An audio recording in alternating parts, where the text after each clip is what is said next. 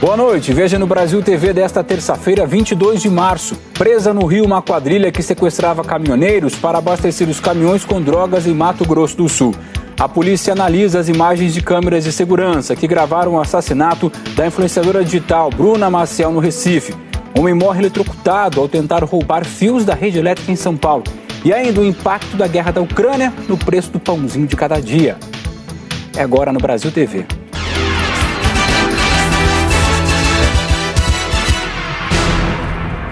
Uma operação da Polícia Civil e do Ministério Público do Rio de Janeiro prendeu integrantes de uma quadrilha que sequestrava caminhoneiros e levava os caminhões para o Mato Grosso do Sul para abastecer com drogas. Esses homens e mulheres presos hoje são responsáveis, segundo a Polícia Civil, por uma franquia do crime. Vendem drogas como maconha, cocaína e crack, roubam carros e exploram máquinas caça-níqueis. Mas um crime em particular chamou ainda mais a atenção dos investigadores aqui da delegacia de Maricá. Traficantes da cidade passaram a sequestrar caminhoneiros para garantir o fluxo de drogas e os lucros da facção criminosa. As vítimas denunciaram a violência que sofreram. E a polícia e o Ministério Público chegaram aos bandidos.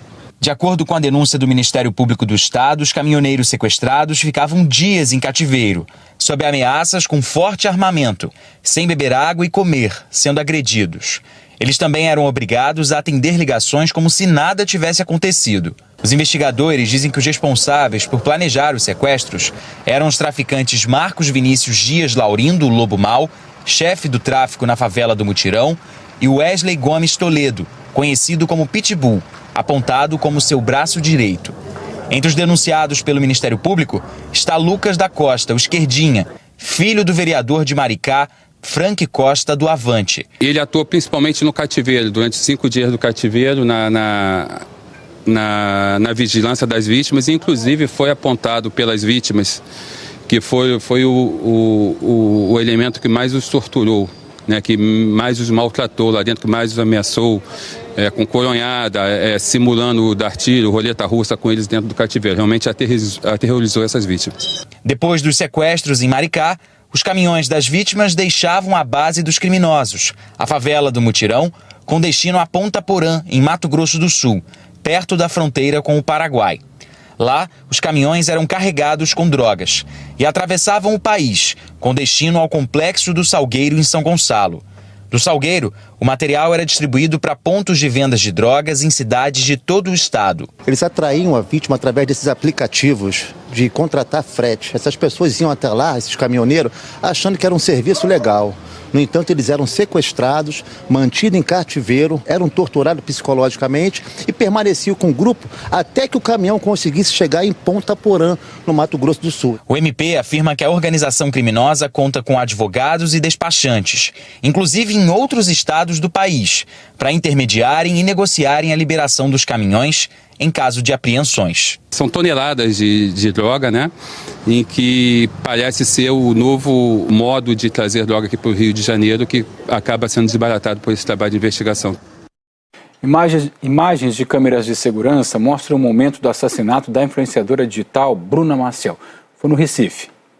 Bruna do Nascimento Marques Maciel tinha 21 anos. Ela estava com uma amiga nesse bar, na rua Doutor Raposo Pinto, no bairro do Ipsep, zona sul do Recife. De acordo com o delegado José Luzia, o suspeito esperou 1 hora até a vítima sair do bar. A vítima saiu acompanhada de uma amiga para fumar um cigarro e logo em seguida o algoz se aproximou dela e efetuou disparos contra ela. As imagens vão ser colhidas posteriormente, mas tinha bastante gente no local, tendo em vista que o local aqui é de grande movimentação, né? Imagens de câmeras de segurança mostram o momento do crime. Eram 4h44 da madrugada e havia algumas pessoas na frente do bar. O vídeo mostra o suspeito chegando.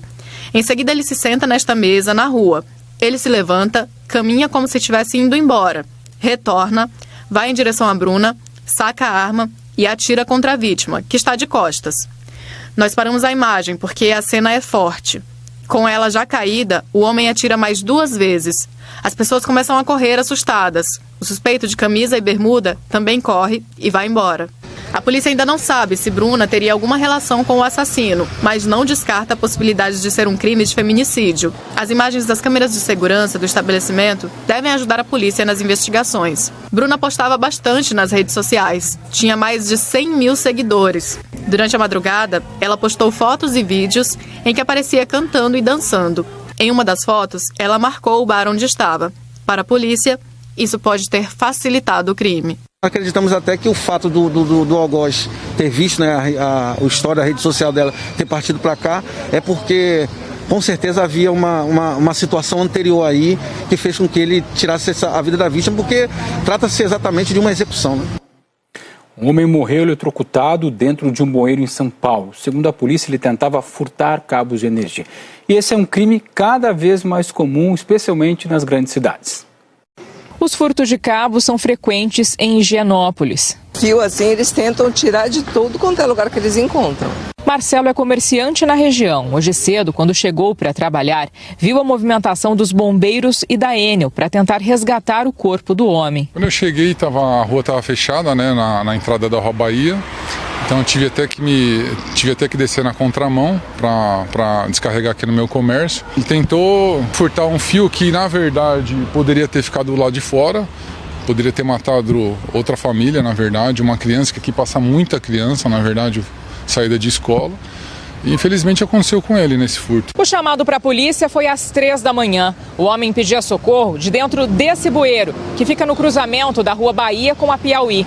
Quando a polícia chegou, ele já estava morto. A investigação agora é para saber se ele foi eletrocutado quando tentava levar os cabos de energia subterrâneos. Se isso se confirmar, será o segundo caso em uma semana de morte por descarga elétrica durante uma tentativa de furtos de cabos na cidade. No sábado, o corpo de outro homem foi encontrado perto de fios, na Avenida Souza Ramos, em Cidade Tiradentes, na Zona Leste. No mês passado, a Galeria do Rock ficou no escuro e os apagões também são constantes na região da Rua 25 de Março. Segundo a Enel, o furto de fios da rede subterrânea aumentou nos últimos anos. Em 2019, 11 quilômetros foram levados. Em 2020, foram pouco mais de 14 quilômetros. E no ano passado, esse número praticamente dobrou.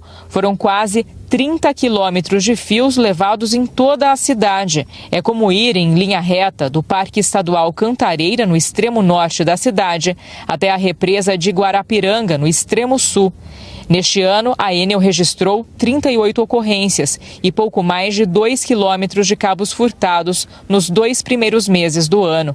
Uma dessas ocorrências é flagrada neste vídeo de janeiro. 2 homens com uniformes da Enel simulam um reparo na rede elétrica de Pinheiros, na Zona Oeste. É possível ver faíscas caindo. Os bandidos conseguiram levar os fios e venderam o material para um depósito de sucata na zona sul da capital. Segundo a polícia, eles realmente eram funcionários da Enel e foram presos na semana passada. E moradores de Petrópolis, na região serrana do Rio de Janeiro, passaram um dia acompanhando as buscas a desaparecidos e tentando recuperar, do temporal do último domingo, que foi o segundo em pouco mais de um mês na cidade.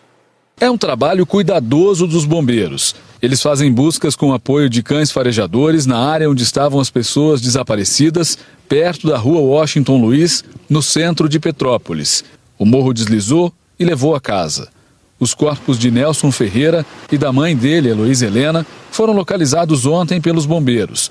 Uma das pessoas que estavam aqui é Mário Carvalho. Ele veio até a casa para ajudar o amigo a socorrer a mãe com dificuldades de locomoção. A família de Mário acompanha as buscas. E a gente já estava com medo, porque eu moro aqui também e a gente está vendo essa tragédia se repetindo, A gente está assim com o coração despedaçado. Todos os dias estamos vindo aqui, Estamos vindo, meu genro, minha filha, E para ver se resolve, Porque a situação é bastante complicada, E Mário Augusto era um amigo fora de série. Aqui os bombeiros também fazem buscas pelo rio que passa perto da área do deslizamento. Em outro ponto da cidade, perto da comunidade Frei Leão, Carmelo de Souza e Jussara Belarmino Souza, um casal, morreram soterrados. Os corpos deles foram resgatados pelos bombeiros e identificados pela Polícia Civil. Hoje de manhã, mesmo sem chuva em Petrópolis, muita água descia do morro onde ficava a casa deles. Mais uma vez, os moradores de Petrópolis estão tendo que conviver com a presença forte dos bombeiros, os carros de resgate pelas ruas e a angústia da busca por desaparecidos. Cenas iguais às de 35 dias atrás. Pesadelo repetido do medo das chuvas, que causam prejuízo e luto. Desta vez, o carro foi parar dentro da cratera na Rua do Túnel, no bairro do Quissamã. Por essa rua passa o túnel Extravasor, um canal de concreto que leva a água da chuva do centro da cidade para os rios. E é muita água. Os moradores reclamam que o túnel está com a estrutura danificada e a água vaza pelo fundo e pelas laterais. Esse é um ponto acima que ninguém nunca prestou atenção. A gente não dorme. A gente tem um grupo que fica falando um com o outro. A fábrica de doces do Carlos, na Rua do Túnel, desmoronou no domingo. Há muitos anos trabalhando aqui, né? Mais de 20 anos que eu tô aqui nessa fábrica e tem história, né? Muita história aqui. A gente praticamente é uma segunda casa que a gente tem, né? Fazia doce no fogão a lenha. Aí consegui comprar esse imóvel, isso aqui era tudo mato, não tinha nada aqui. Construí isso tudo aqui, tem mais de 30 anos, né? A fábrica em si são 28 anos, tem a minha casa lá em cima. E ergui a cabeça, estou saindo já, porque essa galeria aqui está comprometida, entendeu? E a minha esposa fica muito preocupada, não está dormindo. No centro comercial de Petrópolis, a Rua do Imperador está de novo cheia de lama. Trabalhadores contratados pela prefeitura fizeram um mutirão de limpeza nesta terça-feira. A ótica em que a Andréa trabalha foi tomada pela lama mais uma vez.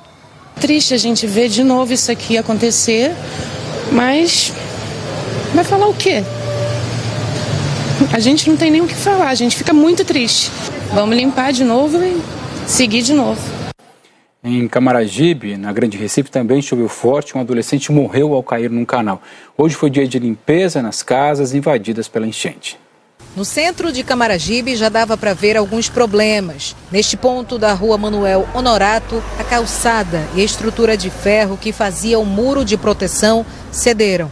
De acordo com agentes da Secretaria de Segurança Pública e Mobilidade que fizeram o isolamento do local, o chão já havia cedido na semana passada, depois da chuva que ocorreu na sexta-feira. Hoje a situação piorou. O córrego transbordou e o chão cedeu ainda mais. A preocupação é em relação àquele poste. E aí, os agentes da secretaria acionaram a CELP. Quem passou pelo local tomou um susto. Assim eu nunca vi não, aqui nunca aconteceu isso não. No loteamento São Pedro, o amontoado de móveis estragados pela água que invadiu as casas se espalhava pela rua. E ainda no fim da manhã, tinha muita gente trabalhando para limpar os imóveis e tirar o que não prestava mais. Desde as 5 horas da manhã que estou me limpando aqui, só com a força da água mesmo. Dia de chuva, só aperreio. A água veio, 40 minutos de água, ela alagou toda a área, a comunidade de São Pedro, e deixou muitas pessoas sem imóveis, sem onde morar. E tanto que hoje a gente vê o que está aí, o descaso do que está na cidade, né? O descaso do desmando, na situação de garrafa PET dentro do rio, a ponte está lá rachada um pouco, e esperada que a prefeitura tome atitude nisso para que continue, não aconteça mais o que aconteceu agora há pouco com o povo, né? Prejuízo financeiro e risco à vida. O muro desta casa desabou, mas ninguém ficou ferido. Onde Dona Maria do Carmo mora, a situação era ainda mais crítica. Olha onde a água chegou. Foi triste, teve 3 crises de nervo, fiquei na casa da minha irmã, tive que tomar calmante, não dormi até agora. Ainda estou com medo. Cheguei aqui, estava cheio de lama, lixo, as paredes estavam cheias também de lama, porque há muita água. O guarda-roupa não prestou para nada, a estante. Só a geladeira que a gente conseguiu ainda subir, meus irmãos conseguiram subir os outros móveis, aí foi que não afetou. Da casa de Maria do Carmo dá para ver a razão de todo esse transtorno. A quantidade de lixo jogado em lugares inapropriados que vem parar na água e acumula neste ponto. Aqui, os moradores também estão preocupados com a coluna desta ponte, conhecida como Ponte do Exército. que aparenta estar completamente solta. Um perigo. E hoje é Dia Mundial da Água. Um estudo do Instituto Trata Brasil mostra que Guarulhos, que fica na Grande São Paulo, está entre as 20 piores cidades dos últimos 8 anos. Uma imagem de água cristalina, limpa e abundante é o que todo mundo gosta de ver. Mas o que a gente tem visto é que a água na cidade de São Paulo pede ajuda. Na Zona Oeste, os rios canalizados não encontram mais espaço para seguir curso. Um dos motivos são as construções que não crescem só para o alto, crescem para baixo também e encontram os lençóis freáticos. O rio, que passa debaixo das ruas da Vila Madalena, deu as caras no início desse mês. Olha isso. Por isso é tão importante cuidar dos mananciais, nossas fontes de água usadas para o abastecimento. Os moradores reclamam que tem esgoto sendo despejado dentro da represa Billings. Esse vídeo foi gravado ontem. Isso é água de esgoto, direto para a represa. E a água não tratada é uma das principais causas de doenças. Na comunidade Fazendinha, em Osasco, o esgoto sai das casas por esse cano branco e vai direto para a área da mata, atrás das construções. O material da descarga vai direto para o solo, sem qualquer tratamento. A Antônia mora nessa casa desde setembro com o marido e 2 crianças. E a água deles vem dessa cisterna, instalada pela própria comunidade. A gente ferve a água, né? Porque não tem filtro e a água não é filtrada, então a gente tem que se virar. Você que tem criança se preocupa com o quê? Eu sou preocupada, eu tenho medo, que a gente que é grande, a gente adoece, imagina uma criança dessa, viver dependendo de uma água dessa que não é tratada. Mesmo quem mora mais perto do asfalto, não tem esgoto tratado por aqui. Os dejetos vão direto para o córrego. E por aqui ainda tem uma situação curiosa. A Sabesp já esteve no local, montou toda essa estrutura, olha, que está prontinha para receber os relógios que fazem a medição da água e depois ainda manda a conta para casa das pessoas. Só que eles não terminaram o principal, ou seja, as ligações que vão enviar a água tratada para casa das pessoas. A Gina conta que essa instalação já tem 6 meses. A esperança é cada um poder ter sua água de boa, ficar em paz dentro de casa, se chegar do serviço, tomar um banho, né? Porque tudo que a gente quer é descansar quando chega de serviço. Mas não tem nem o que dizer, porque eles parou por ali. O Instituto Trata Brasil avaliou os indicadores do saneamento básico das 100 maiores cidades do país. 2 na região metropolitana de São Paulo estão no ranking das 20 melhores: a capital e Suzano. Guarulhos aparece na lista das 20 cidades com as piores colocações nos últimos 8 anos. O estudo analisa índices como acesso à água tratada, coleta e tratamento de esgoto, perdas na distribuição e investimentos. É necessário que haja um plano municipal de saneamento básico bem estruturado, com metas claras a serem atingidas, né? Essas metas têm que ser fiscalizadas pelas agências reguladoras para que a cidade possa chegar aí até 2033 nos 90% de coleta e tratamento de esgoto, que é o estabelecido nas metas do novo marco legal de saneamento básico. Veja a seguir, o morador de Ceilândia, no Distrito Federal, ganha um prêmio de cinema na França.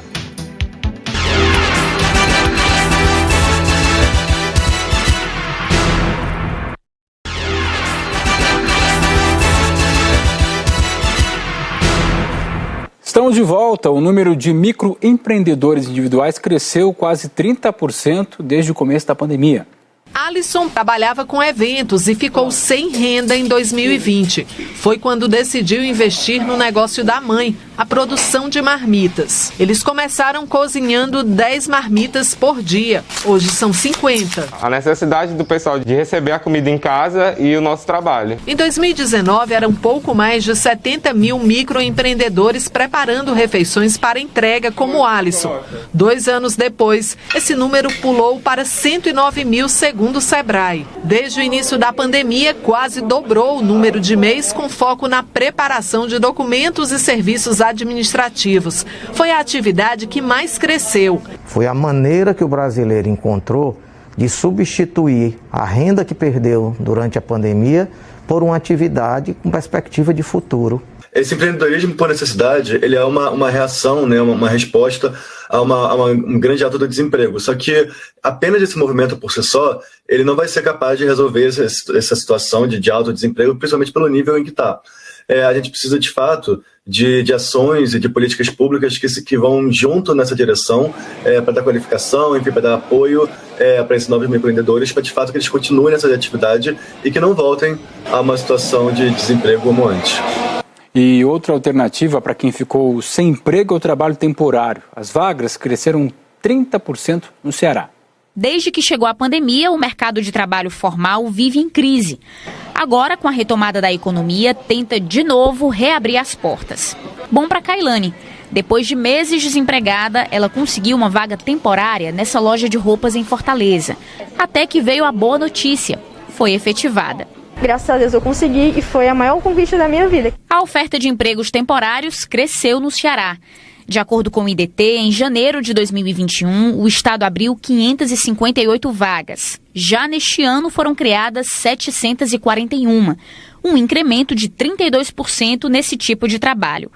O emprego que mais abriu vaga temporária foi de entrevistador censitário, por causa do censo do IBGE de 2022. Mas também teve oportunidade para garçom, técnico de enfermagem e recepcionista. São contratos de até 3 meses, contratos seletistas, com todos os direitos trabalhistas garantidos. O Igor se deu bem, saiu de temporário para contratado. Nem a máscara disfarça o alívio. Dá para pagar as contas, né? E a guerra da Rússia contra a Ucrânia está afetando o preço do popular pãozinho francês. A maior parte do trigo é importada. Como a Ucrânia e a Rússia são grandes produtores mundiais, o conflito entre os países vai reduzir a oferta do grão no mercado internacional, o que vai impactar ainda mais as compras brasileiras. A Associação das Indústrias de Biscoitos, Massas e Pães afirma que as empresas têm estoque para até 90 dias e que elas vão evitar repassar a totalidade do aumento aos produtos. A indústria vai protelar o máximo que ela puder, com certeza. É melhor você dividir o aumento em vários meses do que praticá-lo diretamente, já que o bolso do trabalhador não consegue suprir essa diferença também. Na indústria, a farinha de trigo representa 70% do custo das massas, 60% dos pães e bolos e 30% dos biscoitos. Nesta padaria em Belo Horizonte, o preço do pão francês subiu quase 6% em uma semana. Isso assustou os clientes. Sofrimento do dia a dia ainda ter que pagar um pão absurdo desse, né? Fora as outras coisas que aumentaram assim, mais 50%, né? O dono da padaria disse que repassou só uma pequena parte do aumento do trigo. A saca de 25 quilos pulou de R$80 para R$115, o que dá quase 44% de aumento. Nosso pãozinho custava R$16,90, ele foi para R$17,90. Se a gente fosse repassar normal, ele seria no mínimo para R$20,90. Para tentar amenizar um pouco os nossos custos. Vai ter um momento que não vai ter jeito, não ter que fazer outro aumento. Para encerrar, te mostramos um morador de Ceilândia, no Distrito Federal, que recebeu um prêmio numa mostra de cinema em Paris. De repente se descobre petróleo em Ceilândia. E aí começa uma disputa entre grupos rivais. No centro dessa história está uma quadrilha de mulheres. Dessa vez não é notícia do dia, e sim um filme que mistura documentário e ficção. Se tem algo nessa história que é pura realidade, é o reconhecimento internacional do cinema gravado em Ceilândia. O filme da cineasta portuguesa Joana Pimenta, com direção de Adirley Queiroz, morador de Ceilândia, ganhou o prêmio do júri, o principal do Festival de Cinema do Réu, em Paris. O longa não está em cartaz no Brasil. Estreou no mês passado no Festival de Berlim, na Alemanha. E em janeiro também foi homenageado na Mostra de Cinema de Tiradentes, em Minas Gerais. Em 2014, outra obra do cineasta Adirley Queiroz venceu como melhor longa no Festival do Cinema Brasileiro aqui em Brasília. O filme Branco Sai, Preto Fica. O filme também se passa em Ceilândia, é baseado na história real de 2 homens negros, um que perdeu a perna e o outro que ficou em uma cadeira de rodas depois da invasão da polícia a um baile black music. Um dia sai de casa com a cabeça muito quente. O Brasil TV fica por aqui. Outras notícias no Jornal Nacional às 8h30, pelo horário de Brasília. Uma boa noite e até amanhã.